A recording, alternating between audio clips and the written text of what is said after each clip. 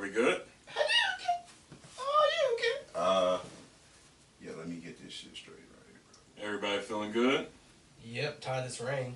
Already. How are you today, Trey? I'm alright. Not too great. Yeah. Yeah? Big clouds over Houston, man. I'm sick of it. Makes me want to shove a fucking screwdriver in my dick. God damn. That's the whitest shit. I mean, I hate the fucking... Dude, I don't like rain either, but I'm going to give my dick and try.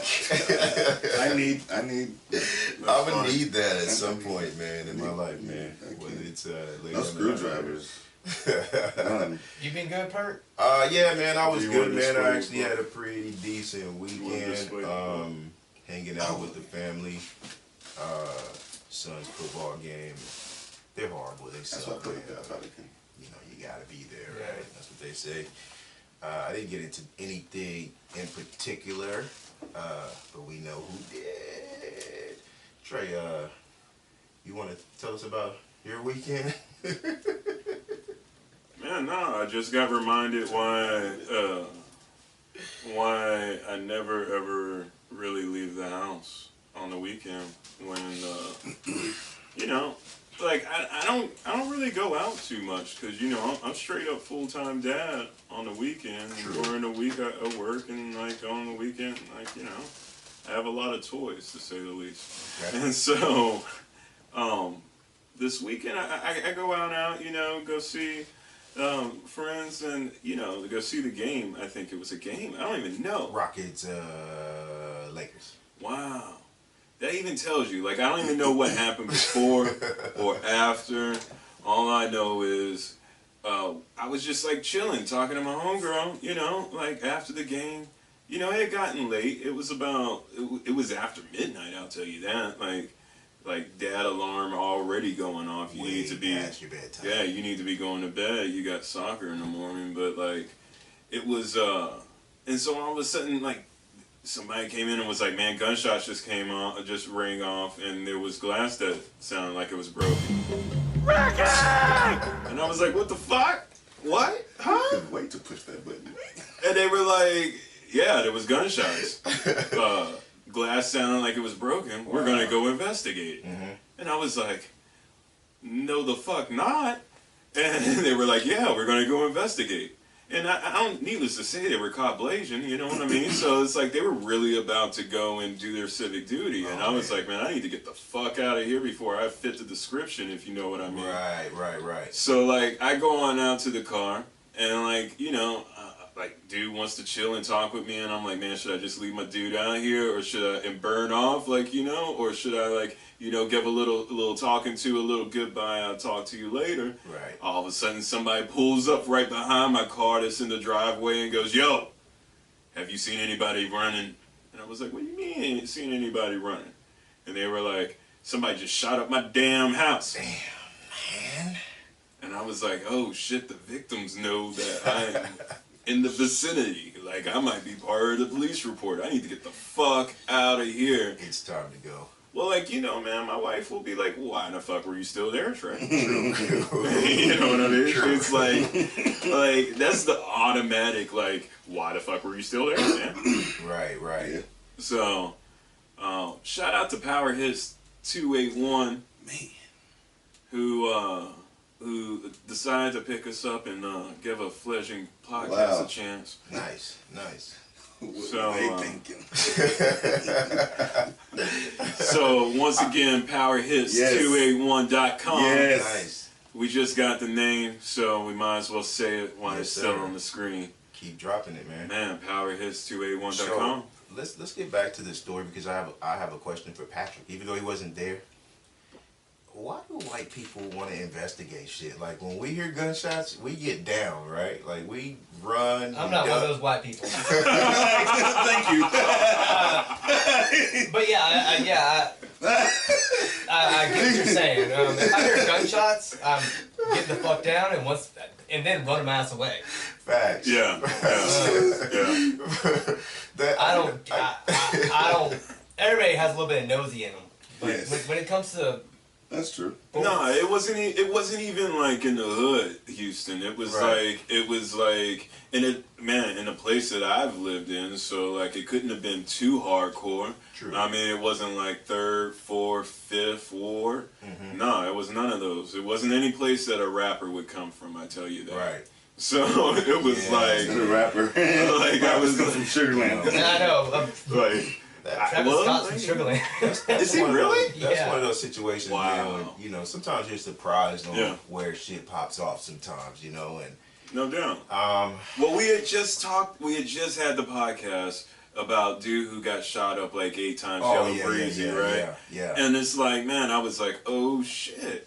We had just like, man, I was thinking I had just secreted some shit because I was over talking about how the streets are rough out here. It was Illuminati.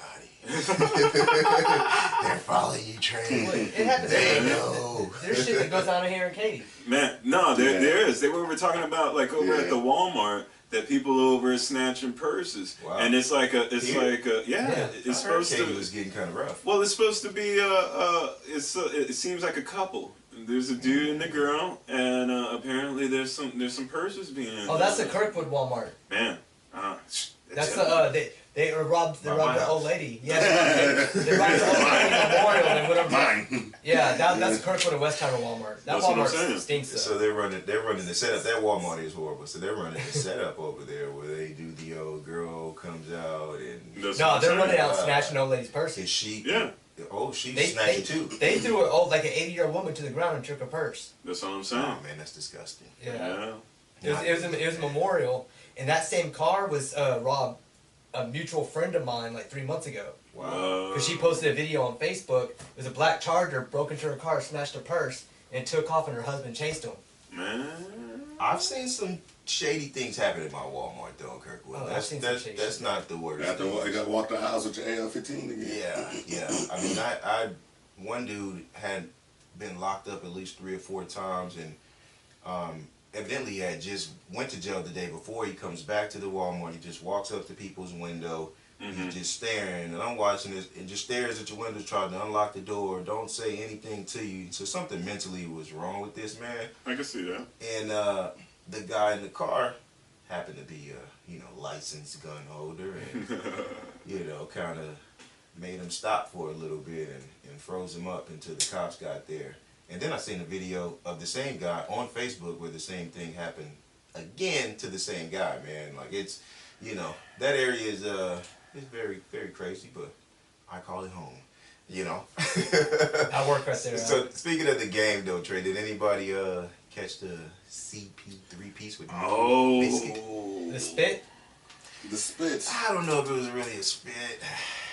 You know how when you ride your bike pad, you got the sweat on top of your lip, or when you play ball, you got the sweat on top of your lip, and you kind of do and you can blow Purposely towards someone's face. Yeah, you do it all the time. Yeah. Rondo's kind of a dick, so I wouldn't be surprised if he spit on him. That's real talk. I'm saying, like, yeah, He's I always see been a how dick. I see you. Everyone experiences that, especially when you're playing sports. But you know not to do it in someone's face, though. Real talk. And you know how to do it if you wanted to. So he knew what the hell he was doing. So I think it's kind of some built up tension between those two. Oh yeah, they said that. I think Paul Pierce had touched on that. Man, Paul Pierce did drop like some unnecessary inside knowledge on that one, because just the fact that he is a former teammate and close homie of Rondo, like he knows for a fact that they don't get along. They haven't gotten along for a long time in this league, and the fact that Chris Paul could think that this dude is about to spit on me lets you know where it had already gotten to where like they were just waiting. It was like, who's really going to be the one that sets it off, right? And so, with that being said, right, that it's inside knowledge that he just leaked out. Okay. How you think LeBron's dealing with it? He ain't. He worried I about don't really, because He's trying to get a win. He just wanna win. Because I don't think this is as big as a drama as with LeBron as opposed to like the history of the two players, right? So these two players, it's not like Rondo fights every point guard or CP3 fights every point guard. It's just these two. So I don't think it's so much about LeBron. You had your fight, you served your games. I don't even think they'll fight again. No. You know, it'll be a tough match, but I don't think they will actually fight again because I don't think anybody wants to lose that much money again. Yeah, you know, fines are right. heavy. Yeah. So unless you want to take it off the streets or whatever, No, the I wives mean, I don't have think gotten they'll ever do that again. So I don't State think Farm has gotten into it and been like, "Yo, you need to chill the hell out." Yeah, because then was that just a rumor about the wives or the girlfriends on the sideline? Yeah, I thought you were supposed to. You should have video. That wasn't rumor. That was for so real. no one. What happened with that? No one had. The wives got into when they got into the scuffle. Yeah, they said the wives were pushing. The wives kind of got into. I'm like, okay, somebody would have a picture video. That's what I'm saying. One wife would have hit Instagram and said this, like, Isn't LeBron and CP3 like BFFs? Well, they're friends. Yeah. I mean, you can say that. Him, D Wade, and Chris. I mean, all of them. They came the same year, right? Yeah. They all came the same year. Yeah. But yeah, all of them. like that's what I said. I don't think because I don't even think LeBron and Rondo like be that close. So it's not like I don't think this is that big of a drama for him to be like, you know. So yeah, I mean it'll blow it'll blow over, but you know only 2 games, so. Well, Rondo got 4 Ingram, games. yeah, I think Ingram got 4, right? Because he pushed Harden. Well, Ingram started the shit, then came back and smashed for his man. I give him props for that shit, though. You know what I mean? Because it's a lot of. It was a shoulder shot. It was a shoulder shot, man. It was a shoulder shot, man. It was a shoulder shot. Your man came and swung it and did like. That's all I know. Rondo got hit with the. Yeah. He didn't do shit. Yeah, he got hit with the headshot. No, he didn't do anything. You know what I mean? But you know what?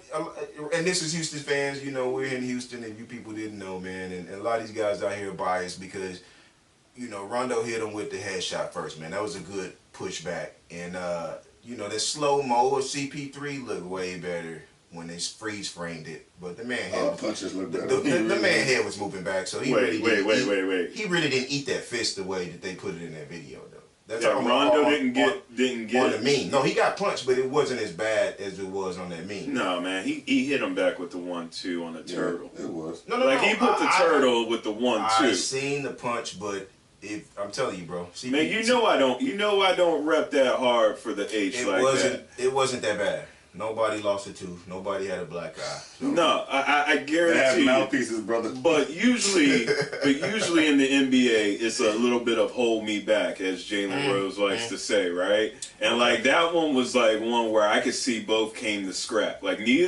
once it was on, it was on, and if it wasn't for like LeBron James being a giant and moving CP3 like a little child. Did you see how he did that? Like strong as hell. Yeah, but he moved that kid like a little child, man. Like CP3 is a grown ass man my size, and he moved him like a little old child over to the side and was like, "Yo, you need to do better." Nah, he was just The 6'2" is small for the NBA. Whatever. He pushed that dude to the side, and it gave him the Drake. I'm still proud of you, brother.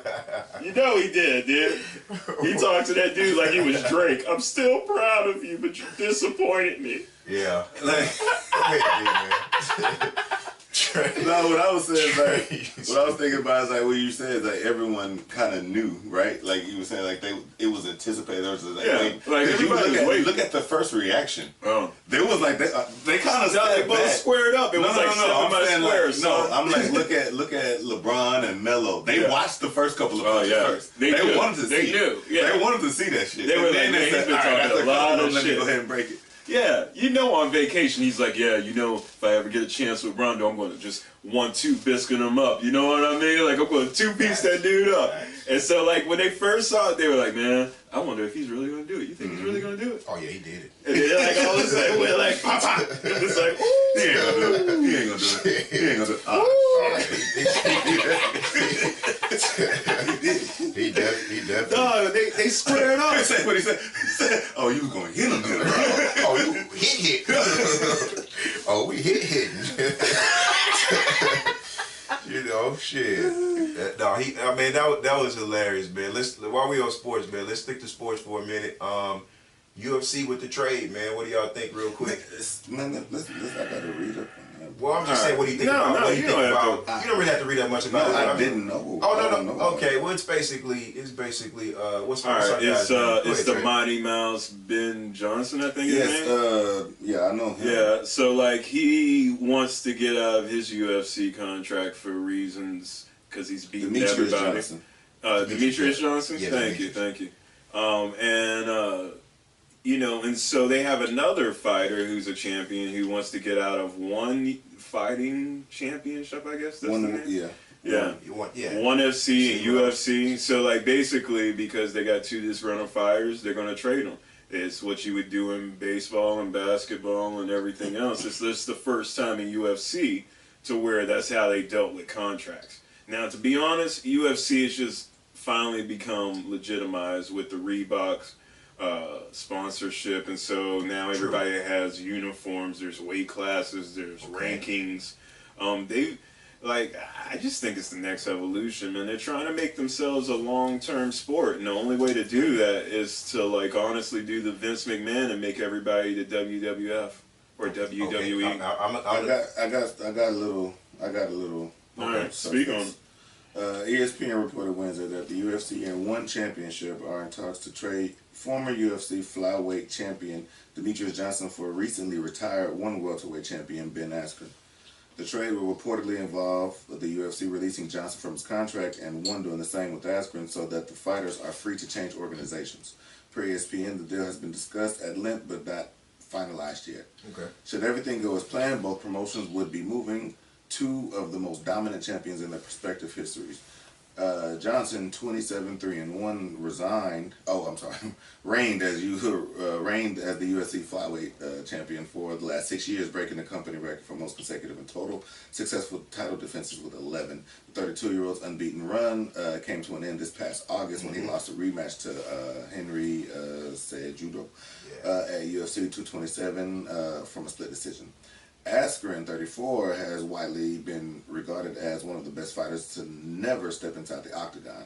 The 2-time Division I NCAA wrestling champion is unbeaten at 19 professional bouts, including 1 no contest, and he has won and defended titles in ONE and Bellator. He needed just 57 seconds to TKO Shinya Okoye last November in what Askren said would be his last fight, but he later mentioned the possibility of returning to face a big name like welterweight legend George St. Pierre or current UFC lightweight champion Khabib, the guy that beat Conor. Yeah. Khabib's not going to fight him, though. Khabib's trying to go at the money right now. 2 things. D, you obviously was one of the students that the teacher called on to read because you didn't Floyd Mayweather or Webby that shit.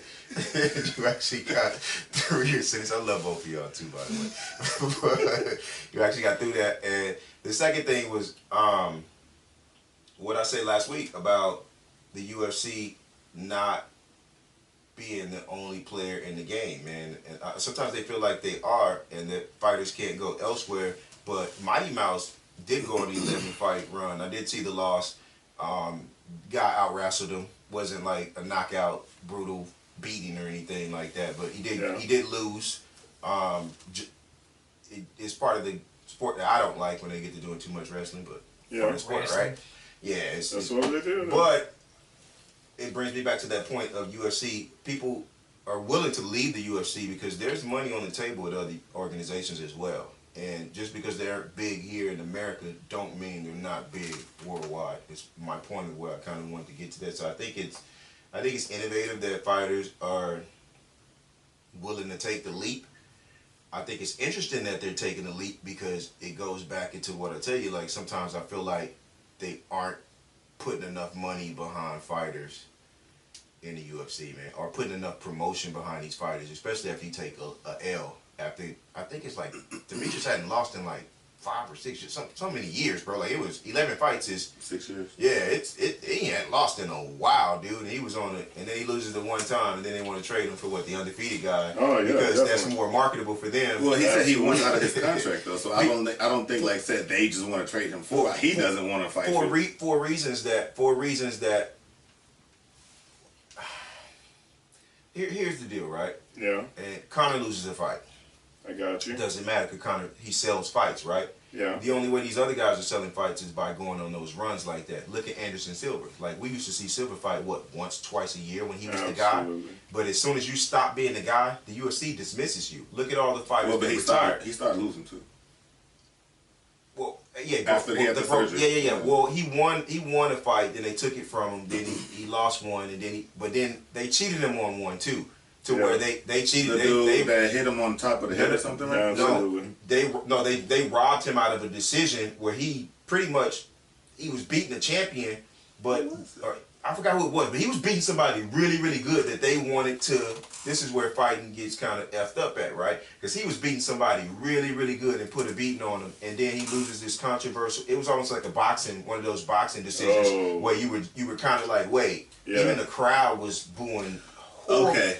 I think I remember what you're talking about. So he didn't. That losing streak wasn't because he wasn't good anymore, because he actually was winning. But you could see the UFC turning. But also turning the tide a little bit. But let's be honest, like he's old school. Though. He is old. Like he is old. So for the run he had at the age he was in, you can't ask for more. So are we being fair with judging? Just because no. Or do we? I'm saying when he started losing, you have to recognize at that point age is starting to catch up with you, especially after the surgery and after all this. I think he could have beat Weidman. He would just show it off a little bit, and that was the first fight. And the second one, he broke his leg. It was after the leg. You know what? What I'm saying after where he was losing after the leg thing, and then the steroids took him off for years and years. And then he took one of the John Jones bone pills. You remember that song? You know that Eminem song Caterpillar?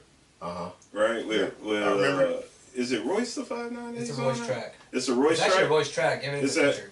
Alright, so like, speaking of Anderson Silva, and that's kind of crazy that you brought it up, just because like I listened to it the other morning, and dude like dropped a reference to when Anderson Silva broke his leg. Okay. And like the way that Eminem constructed that long ass, you know how he's doing it lately, where it's like long ass run on sit. Yeah, it's a super bar, and it's like, but the way he did it, it sent a shiver in my body, man. Like what? I was like, because it was like I had pictured exactly what he did, because like when he said that when he took that broken leg and tried to plant it again, I remember when he did that, and I remember when I was like, and just the fact that wordplay can get like that. I know it's off topic, but I was like, holy shit. But I understand what you're saying. I did want to ask though, when we're talking about like you said, the fighters jumping from, can you relate this to the wave that we are seeing? That players are just starting to take over their own future. Sure. And so we're looking at football. We're looking at football. We're looking at basketball. We're looking now at fighters actually moving, your contracts. So I mean, I'm just saying, it's like, prior to it would be you're all about loyalty to your brand, all about loyalty to this, and now it's like, because that's what they even started ragging on LeBron for. Loyalty, but then now all of a sudden all these players are like, hey man, I'm myself, right? I'm going to get what's best for me. Like, I mean, regardless of if I want a ring, I'm going to go join a team with a full ring. If I want to, whatever, I'm going to go to wherever, because that's what they are actually thinking of. They're not thinking about what it's going to mean for the brand or anything. So I'm saying, like, for you, do you think, does it trickle down now? Yes. Or are you feeling like that now that mentality from team sports are coming down to fighting? It's because of one thing. It has three of the same letters, man. The WWW, the World Wide Web, man. And the reason why is because information is seamless nowadays. Like, it just flows. So we know the UFC is $1 billion industry. We know football is $1 billion industry. We know basketball is $1 billion. These numbers come out now. So these players having the ability to either take the money, jump on the championship teams, and still get money, or get the endorsements. Like, there's so many different avenues to where you can get money now, but I think it's because the information is out there now. You think Barkley and them knew that they were making millions of dollars back in the day? Or damn near probably billions of dollars? How long do you think the NBA was making billions of dollars? I mean, we can't do that. No. I know, but we can't do that one. Yeah, we can, because I'm asking you a question. How long do you think? Well, because like, so really and truly, like, basketball really didn't get good, like, money wise, until after Jordan. Like, during because there was tape delays, bro. Like, there was tape delays. I'm not saying that they weren't making cash, but I think. All right, so like, I will not give him. I think what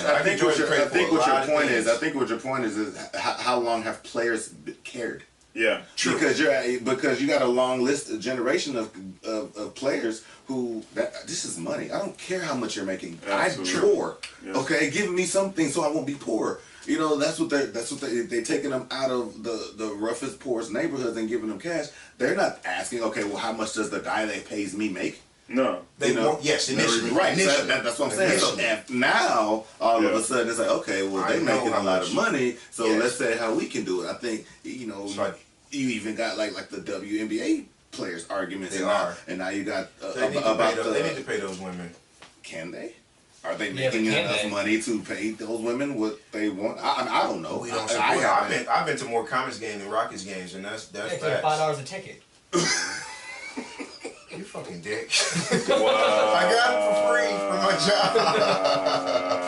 I mean, Women, we love you here, man. This show loves y'all, man. Am I wrong? You see, I brought it Well, up. I mean, he said he's not saying we don't. No, it's like how much can you really pay? Game and Like, said it was cheap as how much can you really pay? I'm about to be real sexist here, man. We don't even have the comments I know. anymore. To even like that's the like. I know, but so the lingerie football league, right? And Wait, do we really not have the comments? No, they've been gone. Where the hell you been? You fucking sexist pig too. that Cheryl Spruce lady. No, but so Hey, the reason I watched the LFL, right, the lingerie football league, now it's like Legends football, whatever they still have it, but it's because you not only get to see women play, and they could really play football because they didn't have any rules to it. They were hitting extra hard. They were going through it was great. It was amazing. But the reason why I watched it was because the appeal, right? Because there's other football leagues, like Houston has a football team for women. It's called Power something. Yeah. One of my Facebook I like friends, tits too, bro. Yeah, but this team's full of lesbians. The other team, like it wasn't like I think appealing, right? Tits are bipartisan, bro. Like I'm not hating on whether it was, but I'm just telling you it was more butchy, manly type studs. I should say studs. You know what I'm saying? But are tits bipartisan? Hell yeah. Tits don't belong to a specific. I was at sexuality. I was at the Wild and Out show in line, and I was drunk in line. We drunk before we went in there, and there was a little lesbian in front of me, and I whispered I thought I whispered to my wife, a little lesbian. "Damn, babe, she thick as hell," and it was the stud. I feel that. So she like, "Boy, you loud." I was like, "What?" I was like, "No, whisper that head." You know how you drunk. Yeah. Like I'm whispering. What do you mean? She turned around and looked, and I was just like, "Yeah, ain't she cute?" Like, you know, so they are bipolar. It doesn't matter, man. Women and women, I think all women are beautiful. It is what it is. But off topic, but back on topic. I think people can choose where they want to go. I think we're going to see this being set as a new trend. I don't think it's wrong. Looking at, what football does to your brain, what fighting does to your brain, basketball, what that does to your knees. You might as well get all you can get everything you can get, man. So I'm not mad at that at all. Like, hey, if anybody needs me, money. Thank you.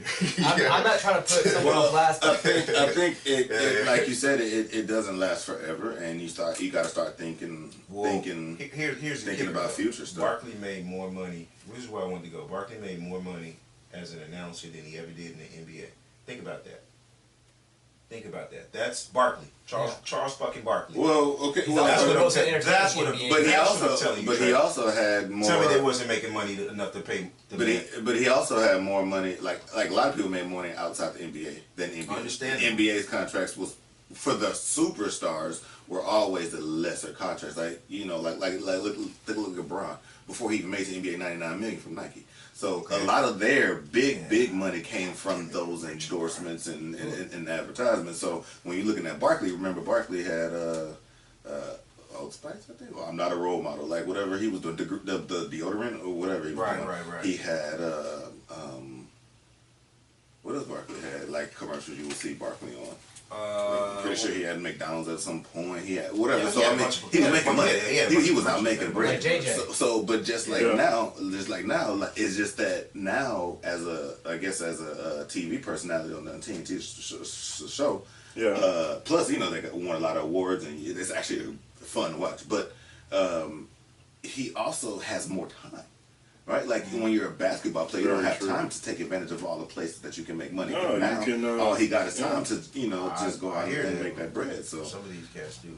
I mean, you can say the same for Shaq. I mean, look at Shaq and how much he has business. But Shaq, see that I think that would.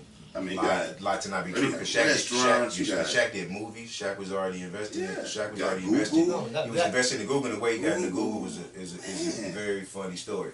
So. My last question. Because it was not a movie. My last question about well, whatever. Stop hating, but Blue Chips was fire. That was a good movie, and it's true. Like yes, and it's true. So my last question in sports, and then we'll move on to business because that's an interesting topic as well. But my last question was Rihanna denying the Super Bowl. Keep it short. But a lot of people deny. Right? Was it just her? Well, Hope did last year. But this year, she's standing. No, I'm saying a lot of other artists besides her denied. But no, for this one. Oh, I didn't know about that. Because they said Cardi didn't, right? Do you think Cardi catalog is big enough to do the Super Bowl? Yeah, I don't think. No, I thought they said she might have. If she did, it would be 2 or 3 people on there. I think not that she's not good, but her catalog. She's not good. Her catalog. She doesn't. She can't pull off 15 minutes of the Super Bowl. That's all I'm saying. And then it's a whole. So Rihanna was supposed to do the whole thing by herself. Of course. Oh, yeah. Her catalog's big enough to. No, do I didn't say she. I'm just saying like that was supposed to happen. She's standing with Kaepernick. I didn't say no. And then I think her money's long enough to do that. Because Jay-Z's money long enough to do that. Can we stop for a second? If they ask me and Trey to do Super Bowl, I don't really give a damn about. I'm standing with Kaepernick. Dude, I already know the set. You just gonna do this? You're gonna do like the I already know capture the set list. To be honest with you, you gonna do the Super Bowl. You just gonna do it with the capture. I'm not even gonna lie to y'all. I would do Trump's inaugural, man. Like I would give me with a Kaepernick shirt. Thank you. One, I don't take advantage of the platform and take the money. If I'm buying about the money, yeah, but I would. If I'm buying my shirt, like I'm wearing my own shirt. Like this is like the one I'm wearing right now is my own damn shirt. So nice. like no, I'm not buying Kaepernick's shirt. I'm not buying anybody. But can you imagine that set list from Rihanna? Oh like, yeah, yo, yeah. That would have got the ladies. That would have got the men.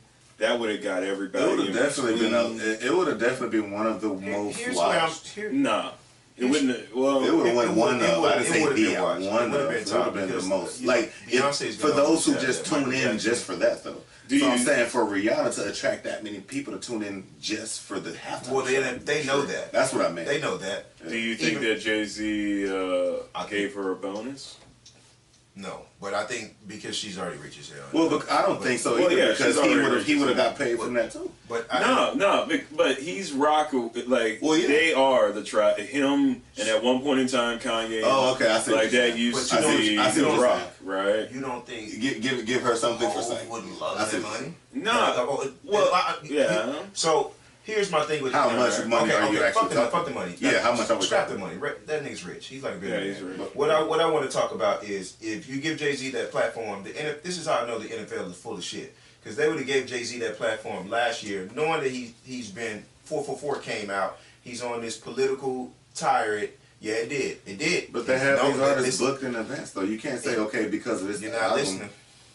If 444 came out, I know you're pro-black. I know your wife came on here and used my platform to promote the Black Panthers, as these other people like to call it, and basically to take a right for our side of things, right? You don't think why even invite Jay-Z if you know it wasn't going to stir up controversy and cause an uproar because this is the last game of the fucking season for the next 6 to 8 months instead of LeBron talk. They've been talking about Jay-Z in the Super Bowl and how he brought out Black Panther. You know what I mean? Like so this was on stage. Thank you. And this is why I don't. This is why I don't understand the NFL because they're going to invite people who they know is part of Ho's circle too. What do you think was going to happen with Rihanna? It was going to be some pro-black shit too. That's my whole thing. Why I think the whole niche shit is dying down. The NFL actually loves the talk and loves the buzz of all of that. That's all I wanted to go to there. But why go to the same camp? Am I tripping? No, why go to the same camp? Why are you still going to? Because I would have never thought they would have asked Hov. One, they asked Hov. After beat Hov. No, they keep on trying to. Kanye's there with Trump. Right. So should Kanye do it? He will. He will. He's an attention He's whore. going. He's going. But you're talking about. You're talking about. No, someone he's going to who accept will it. sell pictures of their kids to magazine. That's the end. But I'm not being honest. That's the end of the Kanye rehab tour. Versus, we just had a conversation last week about how we ain't seen the twins yet, nigga. No. I don't even know what they look like. No. I've seen the memes of the twins, but I ain't seen the twins yet. So you talk about somebody who kept Blue under the radar for so long versus people who basically love the attention of the TV shows and the magazines and putting their kids out there and exploiting their kids to get bread. So we're talking about two different classes of human beings, man. Hit my X-Files drop. Oh man, I took it off. Man, because right now I want it on the podcast. I want it on record. I want it on record right now. That the end of the Kanye West rehab tour is the fucking Super Bowl. And he's going to do it, and he has enough hits to where at the end, everybody's going to fucking love it. I'm going to find myself going flashing. I don't even think I think he's going to get just as much hate and love, but it's still all going to be money. You know what I mean? Like, people are going to watch it to hate. People are going to watch it because they love it. And it's just going to be the most trash. It's going to make the most sense. Pert watch it just so he can hate on it. No, he's going to win. Kanye's going to win, man. And that makes me mad that Kanye is going to win because he's going to get out of this, and he's going to get out of everything that he said for a marketing ploy. And everybody's gonna love him. But why you keep on going down to The Rock, man? Like, they even asked Maroon 5, and the thing is that they're they're trying to embarrass people by saying why they didn't take it. When everybody knows at this point in this day and age, where once again, as Pert said, it's the WWW out there, where we all know you gotta pay in order to perform over at the Super Bowl. Nah, I ain't doing that. I'm here to pick up a check. True. And you're telling me that it's free publicity? That's fine. So is my YouTube video with Vivo. Yeah. But I'm not invested. Y'all can watch that if I want to. Like he couldn't make up to me, man. I'm done with that. Anyway, what if I asked this question? I asked this question because I know you're gonna get honest with me. If he got Larry Hoover out, two questions. If he got him out, of course, what would your perception still be? But do you think that it would sway the haters? Educate me on why Larry Hoover is in there. Well, Larry Hoover, for one, is a gang member. Okay. Who formed the Crips. Got you. Right? No, like this is everything that Tuki was Crips. So who the fuck was Hoover then? See, that's what I'm saying. Look the shit up, nigga. Larry Hoover Larry Hoover is not. Cause I don't know who is what I'm telling you. No, I'm just saying. I just know he didn't start the Crips. That's what I'm saying. Like was it Crips or was it GD? It's one of them fucking gang. I don't know. I'm not into gang culture. So well, either way, what was he in jail for? Right. That's the point. Look the shit up because I'm not into gang culture, so I could never really tell you. Gangsta Disciples. Yeah, GD. Yeah, I was right on that. I'm sorry, not the Crips. All right. Right. And so why should he be out? They were saying that people like Larry Hoover could come and bring down a lot of the violence in Chicago, which is a false narrative because. Oh well, yeah, who's it right or wrong? But I think that was Kanye's point. I talked to my guy from Chicago, and he told me straight up, man, it's the banana clip theory. You know, I kill you, right? That's your man. He come kill me. Pat's my man. Pat come and kill him. And then the chain reaction to that goes on and on and on, and we see that happening time and time again. So there really is no stopping because I could be 5 years old and you could be 20. You killed my brother. You get 20 years. So when you got out, I'm 25. I'm like, oh yeah, he back out, and then I start the whole chain reaction over. So it's the banana clip theory of going around and round and round and round, and until people get smarter.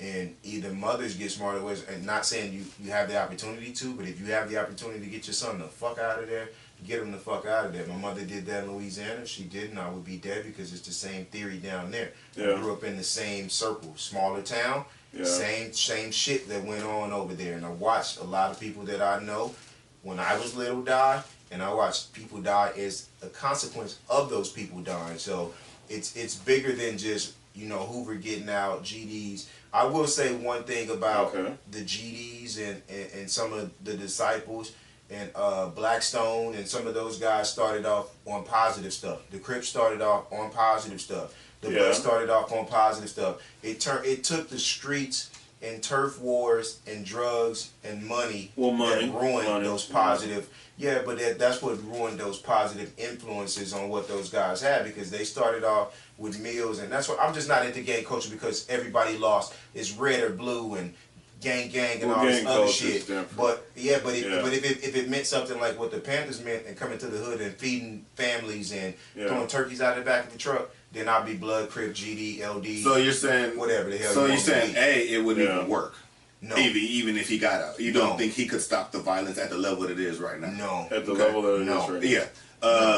But like I said, the question is, would it sway like the hate? Do you think that he's getting for even going for getting Hoover out? Yeah. Because I can say that I personally saw a couple of comments on social media saying that they actually would. Finally, Kanye's doing something. Right. Or that. Really? Or that's what he's doing. Yeah.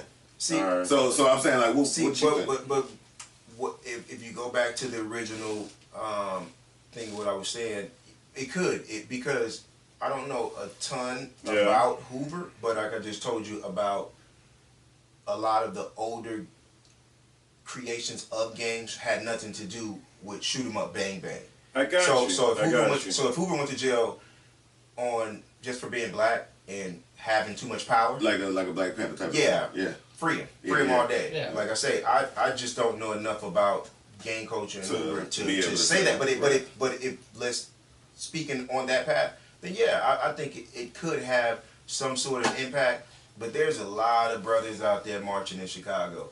There's a lot of positive things in Chicago that people. Chicago's corrupt. Man. Well, yes, the city, but there's a lot of things that's happening in Chicago. It just is more fun to talk about the violence. Yeah, Chicago's and I'm actually when my guy comes down here, we're actually going to do a cast, but he wants to talk about why he wants to talk about Chicago street violence, but he wants to. I want to hear his perspective because he's there in the trenches. He's there on the streets. He's there. So I just want to talk about why things are the way that they are. All right. So let me just say point blank. Gang culture it always thrives for a reason. Whether it's here, there. Well, it's tribal.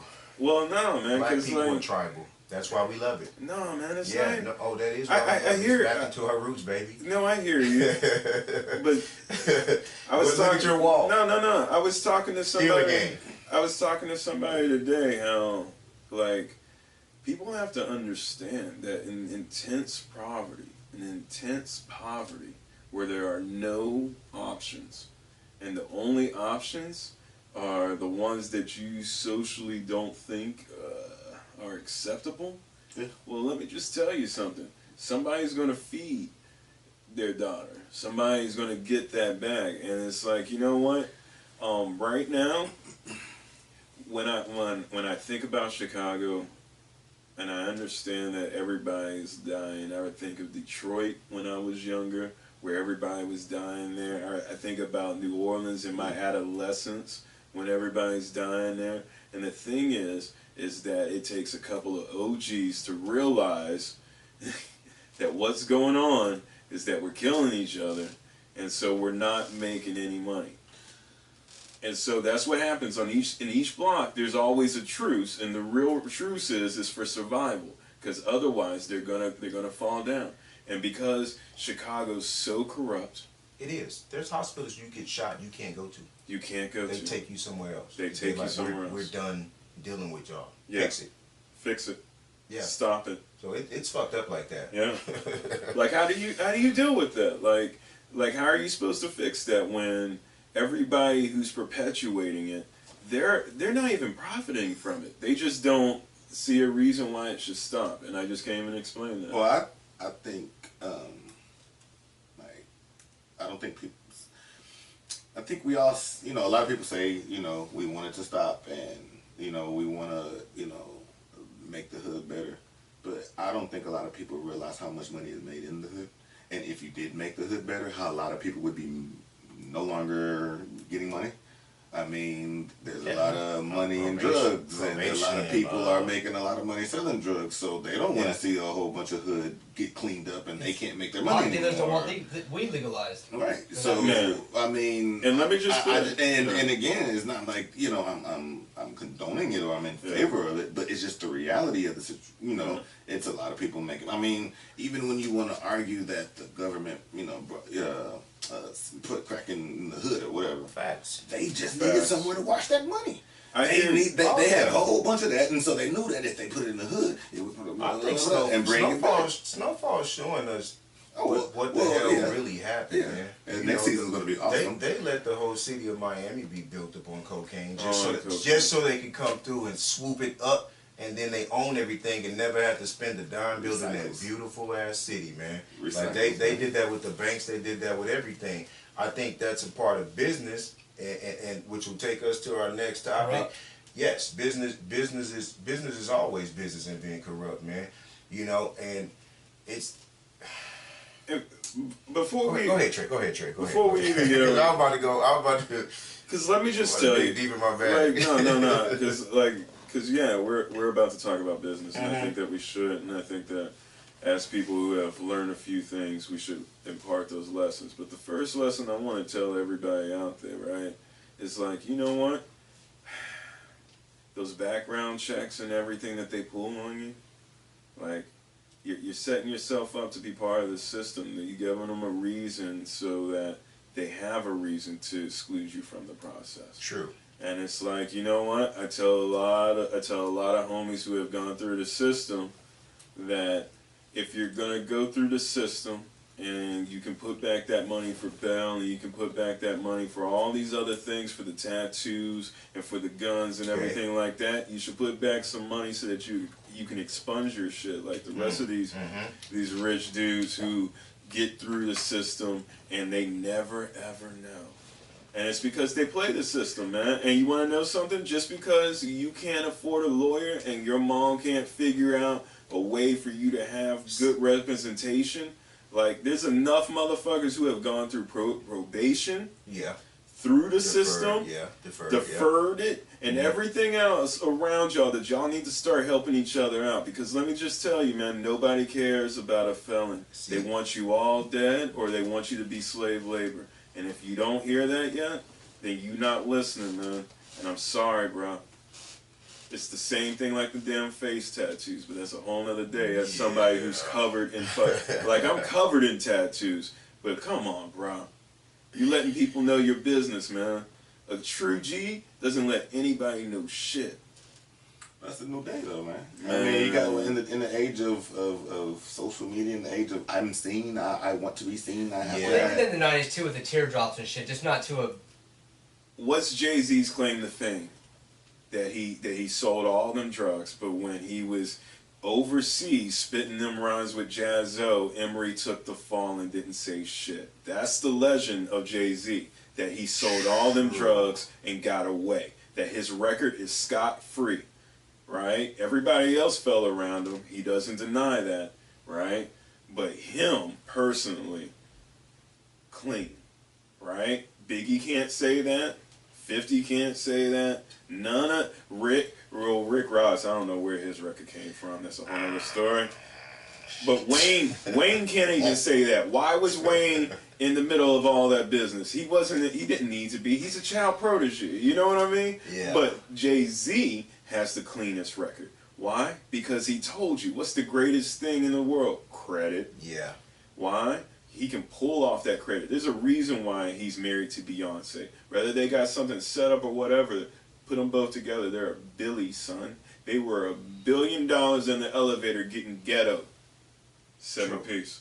So, like, man, protect your fucking credit, protect your name. Just like you protect your alias to the fucking hill with a banana clip on your side. Man, protect your fucking real legal name.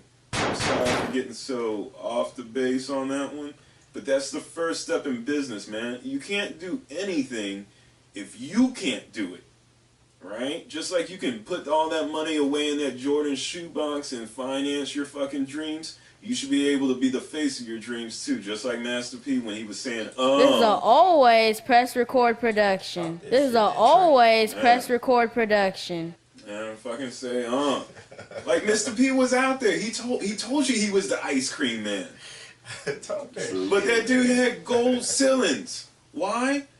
Man, Pat, tell him it takes a lot to get the type of credit to get gold ceilings shipped in and installed. But that motherfucker had it. Yeah, he did. Hey man, well, that brings us to our next topic. Rappers and business, and this is sparked up because we saw a tweet by 97.9 Bots about a Houston rapper Chameleonaire, calling him an expert investor, and we can definitely see why. Man, shout out to Chameleonaire. Definitely. Props on that. He said has a Chameleonaire investor has put money into hugely successful tech startups like Marker Studios, which was bought by Disney for $700 million, Cruise, which was bought by General Motors for $1 billion, Ring, which was bought by Amazon for $1 billion, and Lyft, which is now worth $15 billion, according to Forbes. So why did Chameleonaire decide to go from rap star to angel investor? He stated, I walked around the music industry for a bunch of years, right? And I saw a lot of rich people. I didn't see wealthy. I got into tech industry, and I see wealthy every day. Never stop seeking ways to grow. Facts.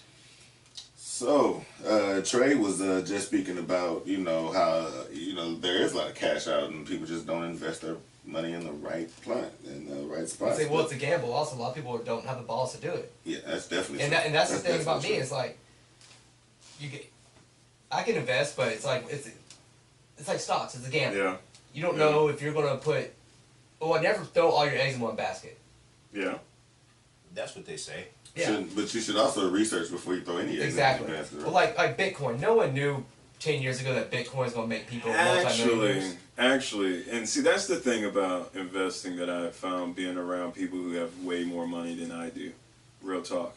Is that when they hear... So, like, one of my boys, Joe K, was actually one of those nerds who was, like, straight up mining in his room, right? He was mining them using his computers, and he was ever telling me about Bitcoin. Right. Now, a seasoned investor would have been like, okay, let me get this Bitcoin, let me figure out this new currency, let me invest what I can or cannot, let me make that decision. Me, like, I emulated, got it a few Bitcoins, and like, to be honest with you, way before the bubble ever got to a point, I bought pizza and some other things online. Yeah. Just because it was like online currency. There was only so many places that could have it. But like a seasoned investor would have looked at it, would have heard that and been like, oh, that would have been on. Like those who are, like somebody told me recently that because Austin is now the new tech place, right? The new hopping spot, it's becoming way too expensive. So it's so that's going to drive people over to San Antonio, which is now getting a whole bunch of development. Yeah, Austin is expensive. Just because everybody who once lived in Austin is like, fuck that, I'm going over to San Antonio. A seasoned investor would have done it. But people who are risk averse, i.e. those who need their income, yeah, I mean, they won't do that. Things like Bitcoin are hit and miss, kind of like Absolutely. Apple stock back in the 80s, because then it crashed. And then people that held on to it are considered to be geniuses. That's well, what you know what? Luck. Yeah, I mean, a lot of business is luck. Absolutely. So nobody really knows where crypto coin, what crypto coin is going to blow up like that. And it actually started off with people paying for stuff on the dark web as well. I just want to make sure like that's put in stone. Instead of taking cash, they was putting this. I don't know anything that you're saying. And I mean, a mutual friend of ours actually had a laptop full of crypto coin. Absolutely. And he lost it. It's worth $1 million to this day. But who cashed out Bitcoin? They're trying to figure out like where that is. That's what I was saying. Is like no one did. I think a lot of people did. I just don't think we know. And the reason why I'm saying that is because you said that a lot of it is luck. Yes. I went to a day trading seminar, and a lot of not a lot. I would say not a lot, because when when I guess if actually y'all were there, you would understand like it's extremely difficult to understand. Right. But the point is, there are people who knew exactly what was going to happen and just did exactly what was going, what they were supposed to do. Absolutely. They knew it was going to spark up. They knew a whole bunch of people were going to catch fire. Right. Then they knew it was going to crash. And all they did was maneuver here, maneuver a little bit over here. That's what the show and made you make. So it's like I think it seems like luck to us because we never really studied the market. But there's a lot of people who know exactly what the market's going to do, and they're just sitting back, like just chilling, pressing buttons, making millions of dollars because they know what the. Because I think you have to. It also comes in with just studying people, and knowing how the mass people are going to think. So if I know, like you said, like it could be worth something fear, right? Yeah. Do you know how much money like there are some companies make off of freaking hurricane disasters? That's why I was we make a lot of money. A lot of money is being made off of fear. A lot of because they know if the news puts out a hurricane advisory warning, they're gonna need this. Yes. So HEB sells out of water. HEB sells out of every goddamn thing. Yeah, they need to restock when they're over because everybody eats everything. Yes. So, and all that's what the show Billions is about. Like they made a bunch of money. I love it. Bunch of money off of 9/11, right? You think it was true? Because Michael Moore already proved to us that it was true when he broke down the different groups and who made money off of it, like et cetera, et cetera. Like so everything people do take advantage. People, so they knew, right? Now I don't. Not saying that they predicted it or wanted it to happen, but they made the money off of it, knowing they took advantage of that business move at that time. Right? Well, I mean, the show Billions though. So, I'm not talking fucking Billions. I'm talking real life though. The Carlisle group. See, I think the only difference is in the show. MLC, baby. In the show, it wasn't like what I'm saying in the show. It wasn't like they knew it was going to happen. It's just when it happened, some people didn't even flinch. Yes. He was like, all right, I'm going to just still do the market while everyone runs or whatever. It was a slime bag move. So, I mean... in the eyes of business. But I don't see it not happening. Because I don't just see everybody making that much money off of it. True. But I still think people were still just trading because, I mean, think about the rest of the world. That's at New York. But you got people trading in all other places too. So I'm sitting here like, okay, because I'm like, where were you when 9/11 happened? Facts. Like I was sitting in class. I was pouring a caramel macchiato. Right. So I'm like, I don't stop going. You know what I'm saying? So it's like if I can't stop going to school, if some people can't stop working, I want to revert it back to music and business then because that's where we started at. And can I do an interesting fact? What's the question though? No, because an interesting fact is that business still went on. Thank you for tuning in to the Planet Pert podcast. God bless. Good night. I like it. No, man, because I know 9/11 is kind of like one of those things, but one of the things that happened to me that day, and it was business just kept on, is that Rent-A-Center came over to my apartment. It took back my first big screen, bro. And so they weren't tripping. Like I was watching it scroll. Like you remember when it was scrolling, and it's like, dude, unplugged it. In the house. Dude, unplugged it. He knocked on the door, man, and it was like, I'm in there like with my peoples, and like, I just get off of work, and like we're looking at the scroll, and just watching the aftermath that some people would do. Dude came in, was like, yo, man, y'all haven't paid. I thought that we had paid, but that's another story for another day about roommates. But my dude unplugged it and like turned it off on the scroll. So that's basically your point is business don't give a damn. Business is ruthless. Business don't give a damn. We're supposed to be American. What you think happens? What you think happens to the gun industry when the school gets shot up? Oh yeah. And everybody when this is when people start talking banning guns and dissident. Dog, when Obama was president, I couldn't buy 22 bullets. I could only get 100. Yeah. Like I went in there the other day and I was like, how many can I buy? They was like, you can buy how many of you want to. But when that black man was president, man, they thought he was gonna take away their guns so bad that I could not buy more than 122 bullets because everybody else was coming in there stockpiling bullets, man. Yes, like Texas is wild, man. They were stock. Now I can go in there under Trump and I could buy. Matter of fact, I had a bucket with 4,500. 22 rounds in the fucking bucket if you want to buy the bucket. Like it was that bad, dude. I had just bought a brand new rifle that I couldn't even shoot the way I wanted to shoot it because I was basically minimized doing those senses of business, man. Like, it's crazy. It's crazy. So my one of the questions I really wanted to go back to before you cut off was, do a lot of rappers invest wisely? Because Chameleon retired. Like, I haven't heard a new song by Chameleon in a long ass time. And a lot of people would say, oh, he fell off. Because that's what the joke was last year. When they saw him at when they saw him on the court side with E40. Yes, earlier this year.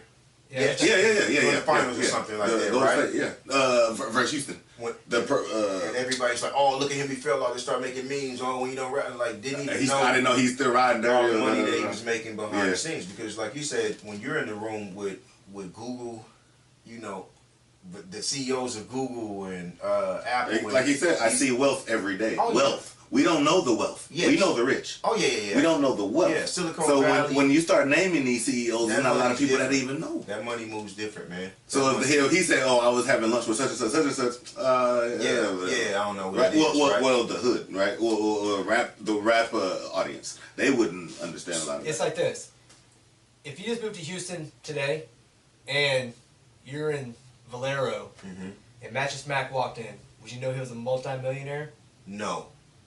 Because white people don't wear wealth the way black people do. Not at all. Well, I don't. All right. Now Jay-Z doesn't move around like that. No. Because that's a good topic, right? But I think part of that is spoon fed to him, like the chains and all these people weren't, and the mansions and everything. No, like somebody, like I was listening to Nipsey the other day, and Nipsey was over here talking about how like his newest album was basically all about how he shunned the record industry and their normal models of, I signed a record contract, I put out according to your schedule. And he said, no, I'm going to take my mixtapes and everything like that, go around the world and tour relentlessly until I build up my following. Okay. And then now he controls his masters and everything like that. And in one of his videos, not one of his videos, but in one of his songs, he was over talking about how they tried to make them get that chain for that Rockefeller chain or that Cash Money chain, but all that's charged back to you. Of course. Right? But no, nobody ever tells you when you first sign a deal that you're basically taking out a loan until you start recouping back the money. Nobody tells you about these things. Like, nobody tells you that you don't need grills. No, you get that. You get like the rapper theme pack. You get the rapper starter kit. That's what I was trying to think of. And it's like, all right, I gotta get a grill. I gotta get whatever Tekashi has at this point. Like he's a caricature. But like, yeah, you gotta get all the tattoos. You gotta start getting the grills. You gotta start wearing a certain thing. Gotta get all the Jordans. Gotta get all that shit. And it's like, really and truly, you see people who are outliers like J. Cole or Kendrick, right? Like Kendrick, man, like his hair is always fucked up. But you got Yachty out there. Yachty was on GQ on YouTube the other day. I saw this GQ video, and it was literally like he was just showing off his pieces, right? And anybody who has ever invested in jewelry knows that jewelry is only worth what you paid for it, right? Yes, right. Well, you pay for the customization of jewelry, not really for the weight of gold and diamonds. Exactly. So like, so $1 million chain is probably worth less than half of that. Well, yeah. Especially like one of those that are like a figure or something. Well, like that's basically clay, and then like you put like the little bezels or whatever diamonds or whatever gold over it. Gold is gold and silver mixed together. Well, No, I'm just telling you. No, you for real. Gold is not 100% gold. It's gold. Absolutely it's gold right. and silver mixed together, and a certain volume of gold makes 10 karat, 14, 18, 24. Absolutely. But you'll never get an all gold necklace because that shit will cost. It would be way heavier than what you think it is. Yeah. And to be honest with you, it put this much gold, that much silver to make a gold chain. So it's not even. That's why I understand what people. The fascination of jewelry and the fascination. When I was 15, it was cool. When I was 16, it was cool. When I was 17, when I turned 18 and 19, 20, like it just stopped being cool to me because it started to be more of a waste of money. Now I did invest into as I saw the gold stock going up. Absolutely. I had a chain that was 2 ounces of gold, man. 56, 58 grams, or whatever the hell that is, 56 grams. Like, I had a chain that was 2 ounces of gold that I bought for $300 or $400 that ended up being worth $700 by the time I pawned it. Yeah. Smart investment, right? Because I'm watching the stock of gold go up. So me buying gold actually benefit me in the long run. But these cats, with the way that the market doesn't really, it goes up, then it comes back down. It goes up, and if you're not buying gold bars, then you're not going to win like that. So it's just. Doesn't it go back to your question? Does rappers investing their money right? No, they don't. Yeah. Buying Bentleys doesn't help you. You shouldn't lease a Bentley. Yes, and Kanye, I don't know if he's actually follows what he says, but what he said was just like, white people, white people get money, don't spend it. You know what I'm saying? Yeah. And but his windows are tinted. But it's like, I'd rather buy 80 gold chains and go ignorant, because that's the black mentality of a lot of things, is to be seen and not to actually leave stuff behind at times as well. So should we give them a tip? Should we give them my first tip on people who should, like, all right, if you're not already doing this, right, and you find yourself with, let's just say $40 after the end of paying everything else, you have $40, right? If you have more than that, I don't want to hear about it. I only want to talk about it, right? If you have $40, what you should go over to is your local U.S. gold or coin shop, right? And you buy you a silver dollar, right? Because that weight of that ounce of that silver dollar is an ounce of silver. And that ounce of silver, see, the thing is that Pert was saying was that gold has risen exponentially for so long that it's now, unless you're going to get a large enough volume, it doesn't really matter. Right. What you need to do is stack. So if you can just get ounces of silver, which is a precious metal, right? If you can just get stacks of those, get an ounce every single pay period, that's just $40 back. I guarantee you, when I started doing this in 2005, the price of silver was $25. Okay. Right? The price of silver has fluctuated each time, but just as gold fluctuates up, right, silver always goes with it. Right. So when you start seeing gold go up, that means that your silver is going up. If you stack up enough silver dollars, not silver dollars what we're thinking about as this represents a dollar, but pure silver coins that are an ounce of silver, you have an ounce of silver. Yeah, those are safe stocks that people go into as well. They'll buy like gold stocks or silver stocks, but gold stocks because apparently there's gold nugget stocks. Yes. And then there's gold dust stocks. Yes. So they'll invest into those to where if a small investment you're not going to make a lot of money in, but a huge investment you'll end up making a shit ton of money in. You know, what was crazy about Chameleonaire, and what was crazy about Chameleonaire, what he was saying is, I feel like, not saying something doesn't get money, but what he was saying, and I've been trying to tell Slim, get in this tech world, but he wants to do real estate. I'm pretty sure he's doing well in real estate, and he's real rich. Estate is so long term. I know, but he's trying to teach him a different way to actually be wealthy. You know what I mean? And I think what he's saying in that makes a lot of sense, because I've been in a room with wealthy people before and with rich. I remember one of my first experiences on a yacht was McGillman. Now he has the dealership off of the Beltway in 59 that used to be over here on the west side. And Mr. McGinnis, I'm sorry, old white dude, man, had a little young, he looked like he was like Hugh Hefner, had a little young 40-something-year-old with the fake titties. We on the yacht. He was just like, when he said, this year we rented the yacht. Next year you keep it up, we're gonna rent the whole fucking island.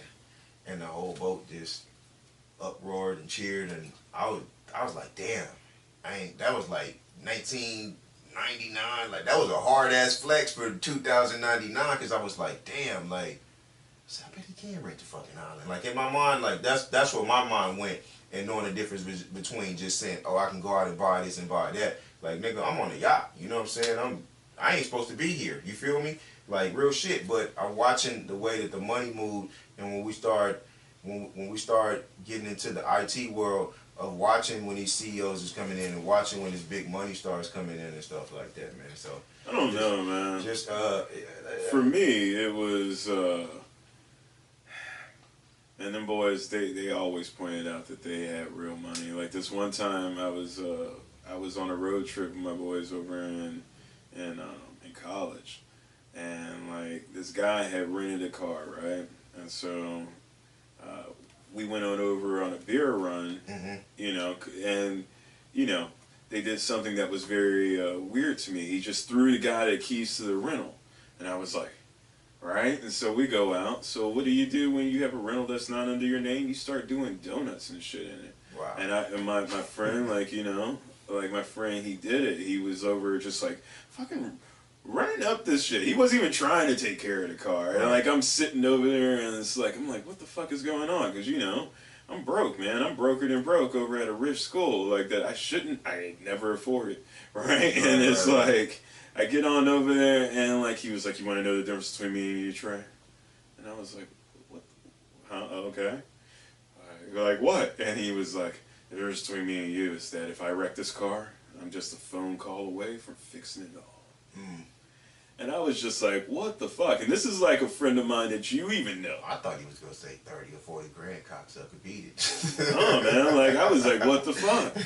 And that's when I really realized, like rich people, like wealthy people, they can just pay away their mistakes. Oh, of course. I mean, we see that happen all the time with some of these rich guys that catch cases and influence. Yeah. And that me and D affluent life for. We know how that goes, man. But that goes back into politics, right? So I mean, it's a who you know, not what you know world. Speaking of politics, so you voted for Ted Cruz earlier, right? No. Let me tell y'all about why I will not vote for Ted Cruz here in Texas. And he may win, but he's not going to win underneath my vote, and he's not going to win underneath my vote for these rules and these rules alone. Someone disrespects your wife. What do you call it? Ugly. Said your daddy killed JFK. Every word out of your mouth is a lie. And I know when we do the debates and these runs and, you know, rhetoric spews out, right? But those are some pretty personal things. That has nothing to do with, hey, you voted for this guy, such and such, hey, you know, oh, you didn't vote for this proposition and slam me, you know, because now I'm talking about making that change now, right? I have a hard time with that because, you know, with me, like I tell everybody, I got the tax cut money, but you can't buy my loyalty. I've had people try to do that in the past, and all those people turned out to not be good people. So I voted Democratic flush, just being me, because I didn't feel like looking on these names, a bunch of white people that I'm not going to know anyway. Didn't put enough time investing into it. I just know I didn't like Ted Cruz. I don't like anything that he stands for. And I really stand on that firm because this summer my uncle did some foul stuff, called my wife out of her name, and I said, next time you go to jail, dog, don't call my phone. That's real talk. So I got a call Saturday. No, Yeah. Sunday. Yeah. Yeah, collect call from. Can you put some money in my commissary? Oh no, that's family. That's family. So if I feel that way, if I feel that way with family, who the fuck is President Trump or who the hell is Ted Cruz? Who the hell is these other people? Like I have a standard, bro. Like I told y'all last year, I have a brand. I have a standard that I live by. And I would never, ever break that standard. So I couldn't really vote for the man. Wasn't my cup of tea, man. So I have to vote for Cruz. The reason why, okay, because I'm white. Okay. The reason why, because he's a Hispanic. If I vote for the white guy, I call it racist. Vito's a white guy, Cruz is a Hispanic, I gotta vote for him. Because then my Hispanic friends will call me a racist. I'm joking. I can see that happening. I was joking. I really don't give a fuck. But I thought his name was Beto, man. I thought he was, it's Roberto, but we call him Beto. When I first started seeing the signs, I'm like... Isn't he like a meatloaf, though? Yeah, he's like a meatloaf. Well, he thinks he is. I don't know. Yeah. It's like, you know, damn well, if I run for Senate and I put Patricio in front, like, a sign, everyone's gonna think, like, I'm Mexican. I give him props on his marketing. That marketing is smart. Plus the Whataburger. Yeah, the Waterbury and that represent Texas Motor Cruise. And you know, Bun B did a concert for him too, so he had the hip hop. And Willie. Someone else has another. Willie Nelson too. Someone else did another concert recently for him. Yeah, like I mean, he's rejuvenating the young voters, man. And I just want to say, man, congratulations to. Hold up, man. I got to give a round of applause for this because congratulations to Texas for early voting. We actually broke a record this year, man. So, what was it, Monday, Trey? Yes. Yeah, it was Monday. Trey was one of the first people to vote. He probably was in line with the dad. I pick up the kids from school 7s or 6s. But yeah, man, let's give a round of applause, man. There you go. Thank you, Trey, for turning that down and busting our ears. But yeah, man, round of applause to Texas, man, and the young youth that got out there and voted.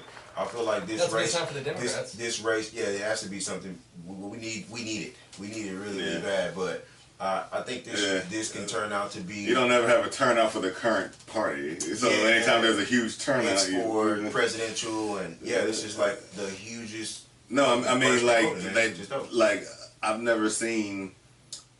Like if the Republicans are already in party, then a whole bunch of people in record numbers are going to vote again for Republicans. Typically, if they like you, you're probably just going to vote. I'm not saying that. No, I'm saying like the fact that there's a recharge means that they want to change. That's what you're saying. You know what I mean? Like they're not recharging to say we're going to support him again because he's already in office, right? It could have been a bunch of Trumpies pulling up that first day too, though. But I'm saying the rally was that day. Record numbers, and we're already a Republican state, so we're breaking record numbers. It's not the Republicans that are coming out. I'm not opposed to what anybody votes, man. I think everybody has the right. I actually talked to one of my Republican friends.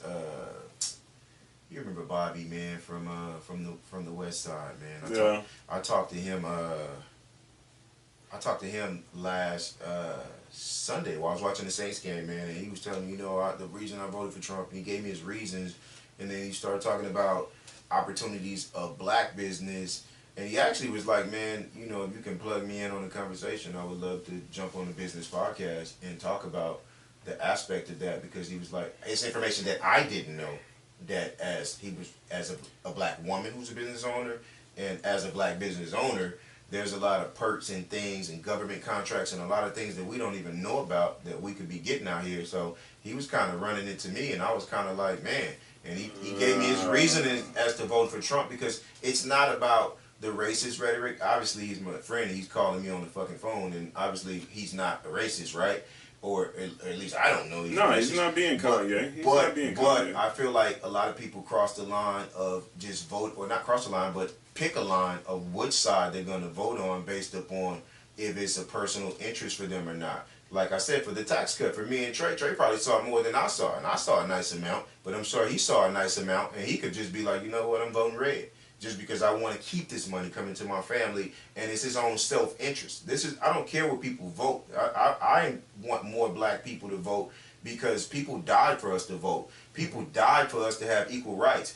People died for us to end racism, bro. You know what I mean? Like, people died for this shit. And today we like, our vote don't count. This doesn't count. Like, people piss me off with that on Facebook, and Facebook deleted a couple of my accounts. I was on my way over here, and I made a post that they deleted, because I was like, you know what? Maybe I just said what I just said, and I'll say maybe some of y'all would be happy still being slaves, because you're sitting up here telling me what I'm doing is not right, but you ain't doing nothing. You know what I mean? Like, real talk. And I really mean that to the utmost respect. Maybe you'll be happy if Master just gave you a shed for you to post up in the fucking backyard and give you the scraps from the leftover goddamn cow and pig and whatever the fuck, so you can make some chitlins and have a great ass ghetto time. But that, to me, that's not enough. So when you sit up here and say, well, voting doesn't count, or this doesn't count, that shit, you can tell right now I'm getting mad, because that shit lights a fire in me, bro. Like my mother was probably, her mother's mother, and everybody else was called niggers and couldn't stand in that fucking line. We was 13th of a man or some bullshit out here, bro. And you want to sit up here and tell me what I'm doing is because it's positive, that it doesn't count? No, if you did more research, you would actually know better and you would do better, man. And I'm going to pass it, man, because I'll go on a 40-minute rant on this shit, man. I'll go.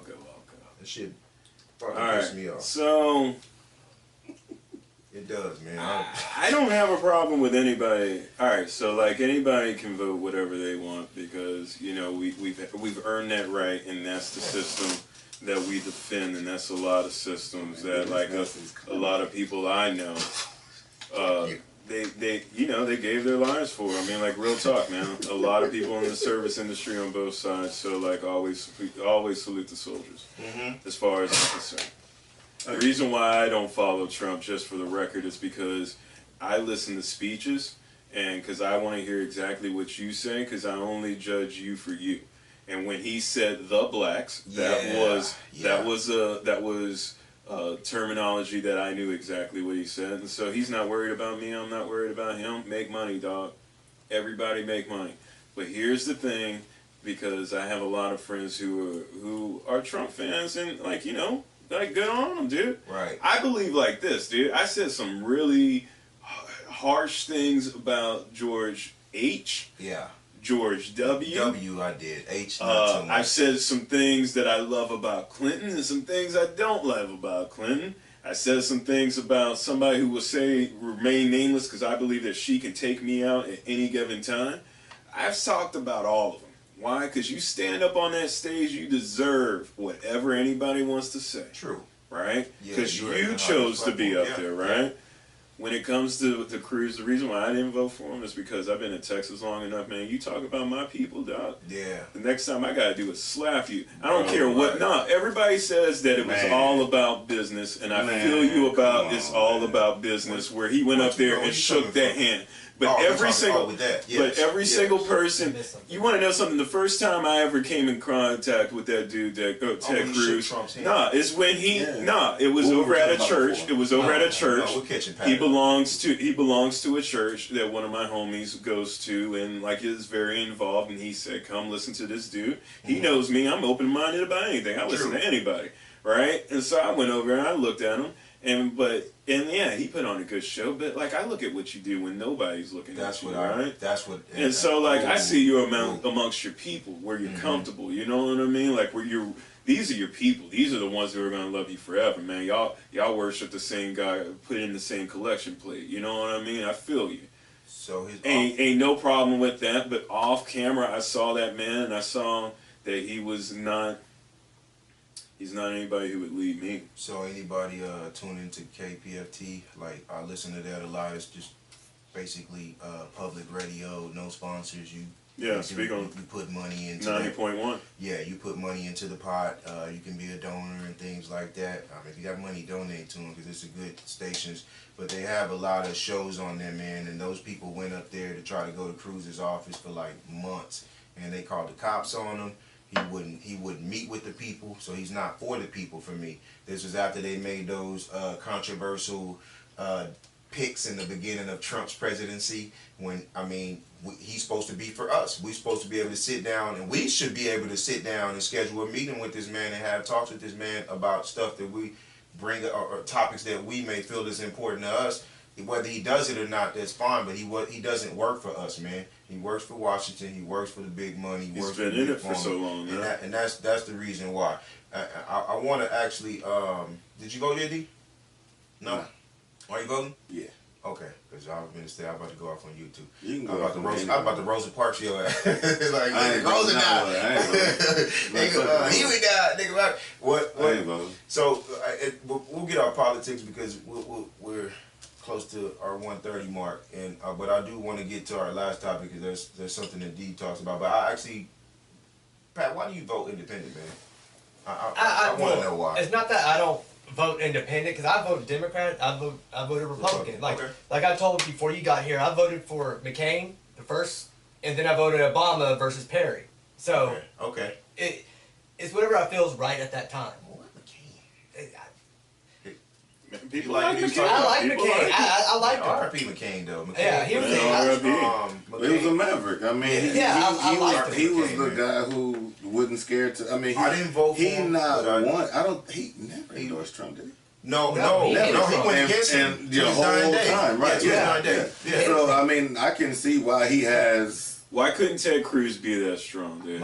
Like as a representation of Texas, bro. As a representation of Texas, you just can't be that dude who got slapped on stage, bro. Yeah, and then like not just a regular slap, like the big slap your mom, slap your dad, slap your dad and your wife too. Yo, man, you talk about. I thought he was an independent Republican. He was. He was more independent than a Republican. Yeah, look at his trait. You know what? He had a lot of Democrat views on him. I could have seen myself voting for McCain if he didn't pull some of the stunts that he pulled, like, oh, first black president, okay, well, I'm gonna get the first woman vice president, and I understand it was. I don't think that was his choice. Yeah, that wasn't his. If you watched the movie, I seen the movie, but that was the only thing that was going to bring shock value. Yeah. We know why it happened, so but I don't think he was embarrassed by it. So man, shout out to HBO for always educating us. That's true, because when you're looking at it, basically, like, okay, well, you got the first black president, or it's still history on this side, and and then when Obama did his Martin Luther King 40 whatever anniversary of that shit, and then it was great, man. Like that's him and Tupac has the voices, bro. And like I said, we'll talk about voices one day because they have voices of power, man. MLK had voices of power. That she has power. But as being independent. But yeah. All right. Well, I voted independent. I was strong independent. Actually, I started getting hardcore more independent voter this election. Okay. Because Trump, I'm not going to vote for him. No. Hillary, I'm not going to vote for him. Yeah. And it's just, if there was a better Democrat, I would have voted against Trump any day. Yeah, it was a better Republican. Yeah, exactly. And the thing about it is, true. A lot of people sat there and said, well, you still should have voted Hillary because it would have kept Trump out of office, vice versa, whatever. Right. He did what Here's my thing. If people keep getting stuck on this two-party system, we're going to keep on being fucked. Okay. I think the two-party system is it's outdated. It's outdated. I think something that he said earlier, it's really, really true. I think in the long run, a lot of people are going to make money because of this presidency. Right. Yeah. Yes. It's just which side is going to make more. But at the end of the day, we have to give the guy credit for opening up the playing field. That's true. Because if he's going to allow everyone to make money, all he's going to do is say, all right. And well, at this point, that's only if you're in position to make money. Well, yes. Don't get me wrong. I'm not saying someone from nothing is going to just automatically because of this president. No, what I'm saying is some of the stuff that he's pretty much deregulating is going to allow a lot of different people to make money, not just white people anymore. Now, if we're smart, like, I don't forget what the rapper name who said this, but it was like, if we're smart, we would have purchased a politician by now. Right? We would have put all our money towards someone to push instead of saying, okay, well, this person is black and he's in office, he should automatically do what we think. No, we already did. Can I play devil's advocate to that? Because I feel like Obama. I was the most successful under the Obama years than I've ever been in my whole fucking life. Like facts. I think a lot of people were. Facts. And they, my adult life, except if I was trapping, but my adult life like that, like come up because Bush, recession, went to college, got out of college, couldn't find a job, got a couple contracts.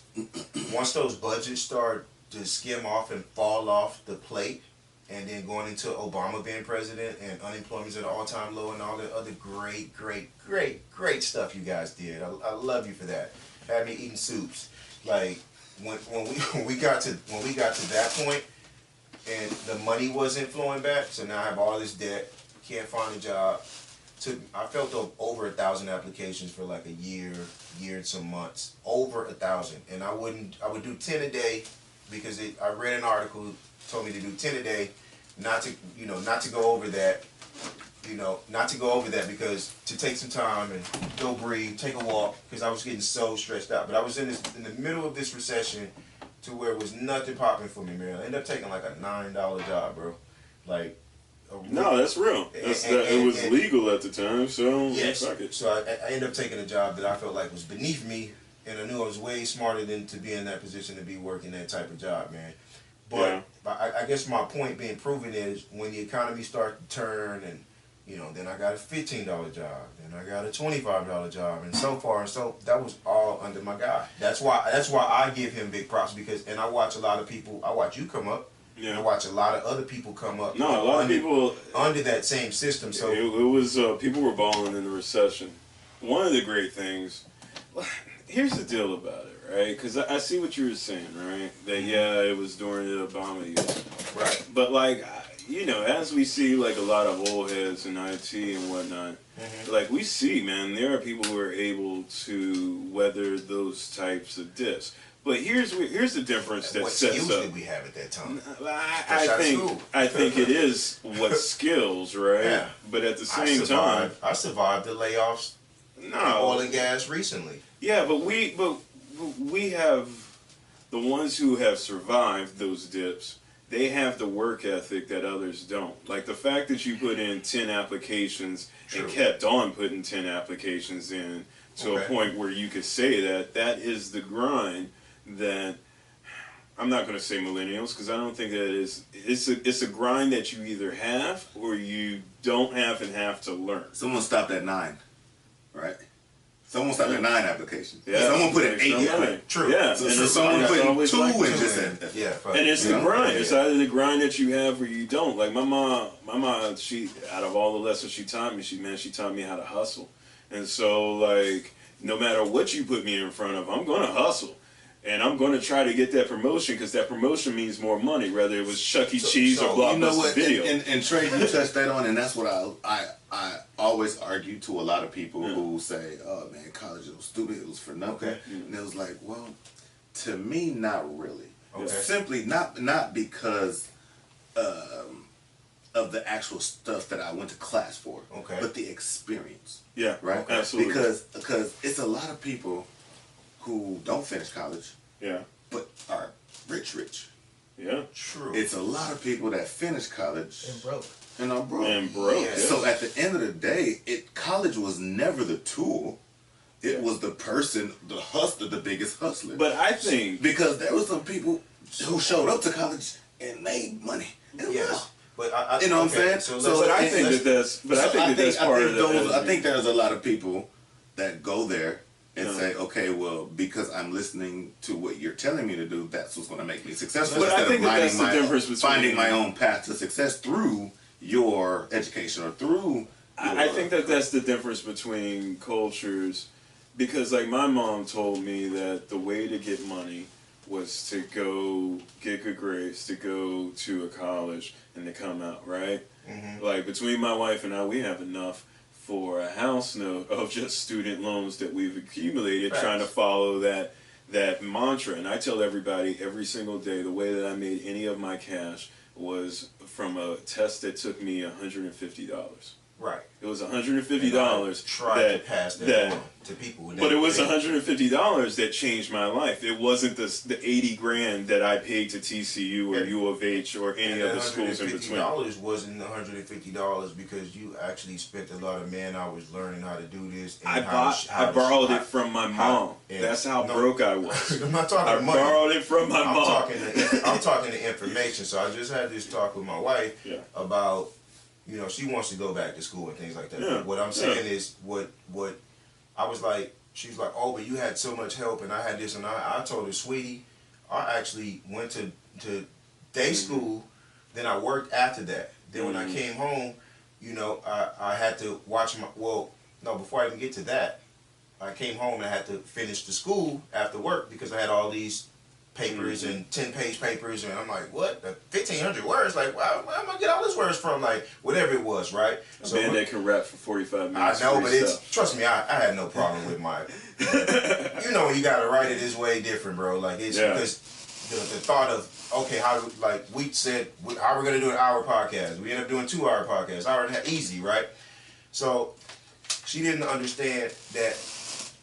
Now, when I started school, old lady's pregnant at the time. She has the baby. She goes back to work after 2 months. Now I got the baby during the daytime. When she gets home, I drop the baby in her hands. I go out the door. I go to school. Yeah.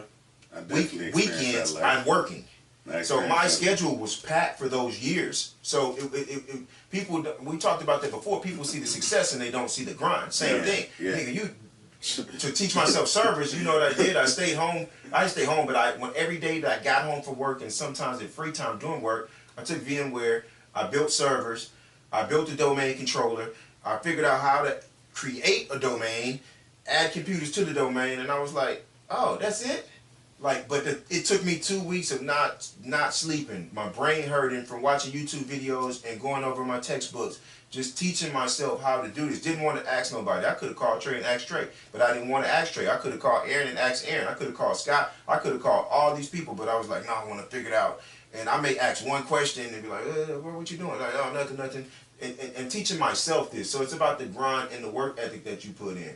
You know, so yes, the 150 does change, but there's lack of information, man. There's lack of information that comes from lack of education as well. Not just in the school, which we'll get into, because we'll wrap on education. Like, I want to talk about that. And some of my questions with education that I had for D was, I was like, bro, why do we put millions of dollars back into like Stratfords and Memorials, but the schools that are doing really, really bad don't put money back into those schools? You would think the schools that are doing really poor would get a lot of money put back into them so you can hire better teachers and give those incentives to deal with troubled teens or trouble this or trouble that, right? Like, and I mean, he broke it down for me, man. And Taxes? No. And he told me some real shit. He was like, so you move out to a nice neighborhood. Pay more taxes. Yeah, but do you want kids from the hood coming to your nice schools? And I was like, damn. I was stumped because I was like, we have the opportunity in a couple months we're buying a house, and it's cheaper for me to get one on the north side. But then I look at the schools like Eisenhower, this school, that school. I'm like, with the teenager, then Nate's already, Nate, he's a damn gangster. So it's like, I'm like, damn, did I turn into that person? Like that, because as a parent, like, did I turn into that person of being like, I want my kids to be in a better environment? But is it because a bad thing? But it's not. But is it because I know that they're not going to put the money, regardless of my taxes that I'm paying? Or is it because I know they're not going to put the money into this school as well? So it's almost a double-edged sword for me. I mean, yeah. I mean, I definitely feel your point, and because it's true, but it's also like, can you blame anyone? Because it's like, I mean, when you got more, you got better, you do better, you got more, you live more, right? Yes. Like, so if you're gonna go through, just like we were just talking about the grind, well, if you're gonna put all these hours in grind, you're gonna make sure you're gonna have a nice place to put your kids in. You're gonna make sure you're gonna have a nice place there. So if you see a school and you know it's just doing poor, you're naturally not gonna want to go there. So think about everyone else, right? It's like, okay, that school might have started off because at some point in time it was a nice area, right? And a lot of people were, a lot of businesses were involved, and a lot of property taxes, a lot of things were going on to that school, but certain people moved away, or the area might have just, like we were talking, businesses just go from over here to over, like businesses leaving certain areas. You can tell that that area is not booming anymore. Why not? So budget it. Why not budget it fair? Well, first off, one of my questions. Also we got to realize too that a school budget will be based on their enrollment. Yeah. So you're not going to cut a same check for a school that only has 500 kids. The same school has 800, 1,000 kids. Yeah. Okay. So that budget is going to be different. Okay. You got the wave of that charter private. So therefore, kids are being taken out of public school and being placed into charter and private schools, and which also decreases the number of students at that particular school as well. That's the big Betsy DeVos thing, right? Right. So when you try to do the charters, yeah. And so it's like when you're taking a lot of the students or a lot of the kids that might stay in the area or not going to the area school, then that school is not going to get that budget until they change some things around and make people want to put kids back in that particular schools. Like right now, we've had a few teachers at school I'm at had not like want to, but were moved to other schools with more students. No, that's a lot of things. That's a lot of things that happen. That's some of the things that happen when you have low enrollment. They will actually take a teacher and just split up some classes. They won't fire you anymore. They'll just put you in another school that has a lot of kids. And so for most of the summer, when that happens, you know, it happened to us recently. Like most of the time, yeah. You teach for a little bit too, though, right, Trey? No, man, I'm a horrible teacher. I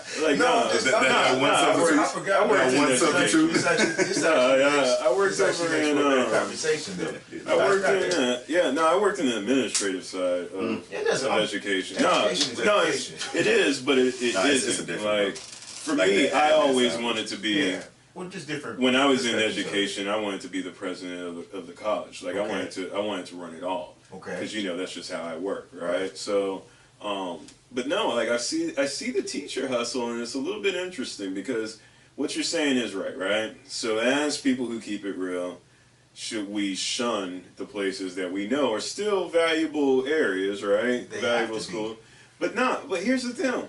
Like my mom, she moved me. Like when we first moved here from California, by way, like when we moved from the north to the south, we moved to Greenspoint, right? I went to Hidden Valley Elementary, Gray Elementary, and then my mom started figuring it out because Greenspoint started becoming Guns Point. So then we moved on over there to A-Leaf because that was that middle class area at that time of the world, and I went to Ollie Middle School, and that started getting hardcore. And then all of a sudden, my mom once again moved me over to Spring Branch because it was like, am I going to be the smartest guy over at Elsick, right? Or do I go over to Spring Branch, over to Stratford, where they're going to try to test me? And so, we went on over. So, my mom, she moved us around because the only thing important was the education. What it did teach me, though, and this is the reason why I say that, maybe you should look for a neighborhood that might be a little bit foreign, is that really and truly, being over in that Spring Branch area, I was the poor black kid who hung around a lot of rich kids that I would have never ever met and been able to call friends. Same story. Never ever been exposed to the Republican lifestyle, right? Yeah. That's where we met. So it's like not, and the only reason why we met is probably because there was such a handful of us. Yeah, we were. And so we were all smushed together. There was only 20 black people, and it was like, oh, you're black too. Yeah, right. What's your name? And so you when I went to college. It was like it was crazy. Yeah, I met Pat over there, the same side of town, man. So, the diversity of. Now let me throw another curveball. Let me throw another curveball at you, right? So now, not now, but for the past couple of years, you had school choice, right? Yeah. If you wanted to go to a school, all you have to do is go to that school, and I guess now certain schools, I guess certain middle schools or high schools, you would actually have to apply because either they're magnet or they're but have a specified curriculum, like a school of engineering, a school of this, a school of that, right? Like So it's like at some schools you would have to apply, but you still had that choice. Now when you actually give these people a choice, and you got someone staying over here, but they want to get they want to go to school way over here, all they're going to say to you is, hey, man, supply your own transportation. Or if your GPA is high enough, or if you get, they may supply a bus for you. But either way, now that you give people a choice versus you have to just be zoned to this school. Right. Or you have to move in order to go to this school. Now you can just go to the school no matter where you stay. True. Then can you say, okay, well, this school should have more of a budget if they're not doing or producing the type of career-ready students as this other school over here? So now, would you be willing to throw more money at the problem or more money to the solution? More or less will be solutions for me, because the issue is you can have the freedom to go to any school you want to go to because your parents afford for you to either bus there or drop you off there. So there's other complications that go along with that. Most of the schools that struggle may be in the hood, but then you have single parent households, broken homes, kids staying with their grandma. I mean, we know how the hood story goes. My biggest thing with some of those schools and not having the right teachers in place is because they do tell us to lie. They tell us a lie that we have to go to college to be successful. Just like I don't tell people that. But if it depends on what you want to go to school for, whether that's going to be the truth or not. Right? Or what's your plan when you get to school? I mean, you can go to medical school, but if you don't have a plan on how you're going to get through it, or you have that motivation that makes you go, right? Because everyone, if we all went to at school, we had that moment of like, this ain't worth it. True. I don't want to do this no more. But we all had that reason why to keep on pushing. If you want to do IT and stuff like that, see, knowing what I know, I tell people his story, I tell people Aaron's story, I tell people my story. I'm like, man, I waste a lot of money going to college, man. I'm in debt, like a tremendous amount of money that I'm paying back right now. By the time I pay back with interest, I could have bought 2 cars, like easy. So like I'm telling them the shortcut way to do it, and even if we're telling them sometimes, man, and you know, people still go to school anyway, and they want to have that education because they want the college experience because we're trained and taught that that's the way that things need to be. This goes back into the political aspect of things of we don't have a lot of information in the hood to pass on with clarity, because us two, well, I'm gonna tell you, because us two will say, do it this way, and then 9 other people will look at this black kid and be like, you know what, you're not gonna make it anyway, man. It's a white man's world out here. We ain't never gonna be shit. Yeah. And you got because those 9 people didn't make it. Yes, but their work ethic wasn't there, and the information information. But they will blame it on something else to make that kid feel like. And that bothers the fuck out of me, and I think that's the reason why a lot of the hood mentalities be like, I'm gonna just sell drugs, I'm gonna just shoot people, I'm gonna just because we don't have the information. But that information comes from education, which can come from better teachers, and not trying to push the college thing on us, because I used to look at TV like I could never go to college. My parents aren't the Huxtables. My parents aren't fucking the Winslows. Like, you know, it's just mama here, and mama ain't got money. Mama ain't got money to buy us fucking name brand macaroni. Uncle Phil is my uncle. So thank you, Uncle right? Phil So my conception was I'll never be shit in life. And nobody ever told me different. My mama did, but it's coming from only one person. And I'm like, that's your mama. Every mama tell you you the best person in the world, right? Like, you know, so it wasn't enough clarity behind that, and there wasn't enough influence behind that. I think that's the biggest part of education that we miss. Teachers that are actually compassionate, schools that allow these teachers to teach. Fuck these textbooks, fuck all that other stuff. What I commend high school with right now is they do more career days than we do. They do more college tours than we did back then. Yes, well, West Side does. West Side. Now you're going into a different. Yeah. Okay, no. I'm not saying you're wrong. What I'm saying is like, different. But do they target the lower end schools the same way that they targeted West Side? West Side is like one of the number 3 schools in Texas. You know it's interesting. Like, it's a lot of business within like. There's several factors that you might be missing. One, West Side right now is pretty much a college prep. Yes, so that's why it was not even engineered. Like they allow, like a lot of their kids are taking college courses in high school. True. So that's why a lot of kids go to West Side. I mean, I've had like my younger cousins. My cousin, she graduated college first. She got her associates and then graduated high school. Because now you can do dual credit for so many years. And West Side was probably one of the biggest schools that did it. So of course they're gonna naturally attract the brightest and best of the city because they want that head start on college. Now you got A-Leaf has a wing in ACC now. So a lot of people are catching on to that, but that's what I said. I think the when you say, you know, put the teachers in, I don't necessarily think. I think anybody can teach at West Side, but because of that college readiness that they promote. Okay. It's not necessarily. It's not more of the teachers. It's more of the kids who, you know, they already know what they want to do when they get there. Right. You know what I'm saying? So that's why, like, when they took off school choice, West Side got a lot of kids from a lot of other areas. Well, they're easy students because they're easy students that want to learn. Right. Yeah. Like, you want the student who already before they arrived on campus, they haven't eaten yet. They probably already got all their younger brothers and sisters over on the bus. They're trying to figure out shit. And, like, those are the ones that fall through the cracks. And that need help. So to end it with one more point that I at least want to make, and then I'll be done with this. When I went to Stratford, it was a culture shock for me. Absolutely. Walk into the hallway, team spirit. It was It a question was. for me too, and I was white. Yeah. Speak on it. Speak Pep on rally. it. I mean, you can have it after, but pep rallies, all this. Imagine this one on the west side. So, this was like, dude, I stepped into the twilight zone. Like, teachers cared. Yeah, teachers cared. The workload. I had a pop quiz. I never in Going my from Lee High School to West Side High School.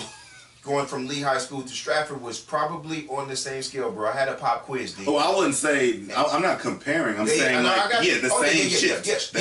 Shift. I guarantee you. Yeah. It was the same That shift. same shift. Because now I got 4, 5, and 6 or 7 assignments to do in the fucking class, and it was just too much. I'm like, wait, not that I couldn't do it.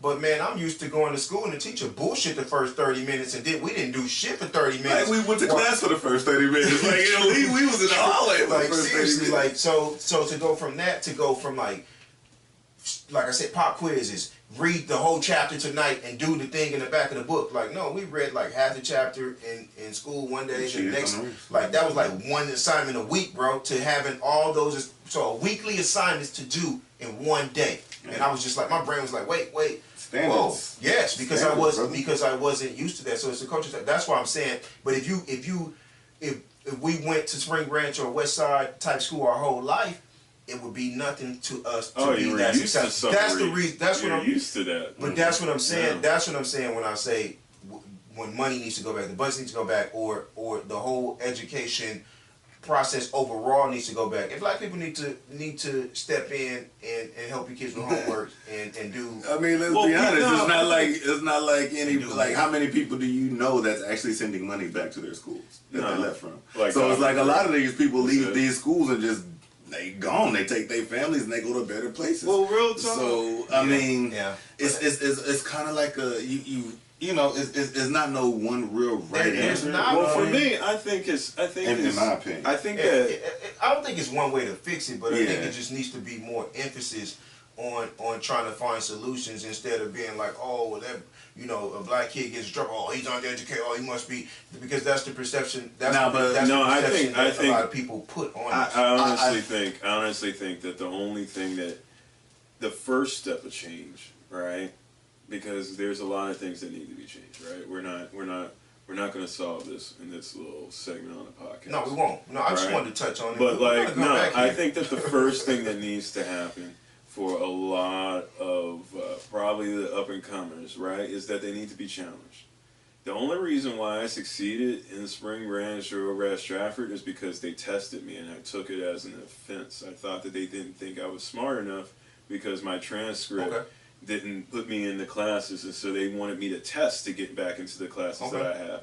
So, like, me being the only black kid in the room, right, just real talk, everybody knows, I was the only black kid in the room, and, like, they all, like, whether they believe it or not, they said some things that were not right. And so, for me, Stratford was learning how to exist in that world and to prove to all of them that I belong. See, I never wanted to belong in that world. And that was my problem. And one of the biggest things when I went back to Lee was, and so here's the thing about curriculums, right? Yeah. My 9th grade year, they were teaching me shit in my 10th grade year in Stratford that I already learned in my 9th grade year at another school. So the teacher's asking me to do all this book work, and I'm like, I already know who did that. This guy did this, and whoop whoop whoop. I read that book already. This is the way it ends. Yeah. Like I was a know-it-all, right? Yeah. And I read books on my own free time. Believe it or not, I used to actually read books a lot when I was younger. And, yes, and I used to know all these things. So when they were coming to me, it's like I already know how to do that. Okay, give me the test. I wouldn't do the homework. I wouldn't do the other work because I was like, man, school's stupid because y'all teaching me the same old shit about the same old.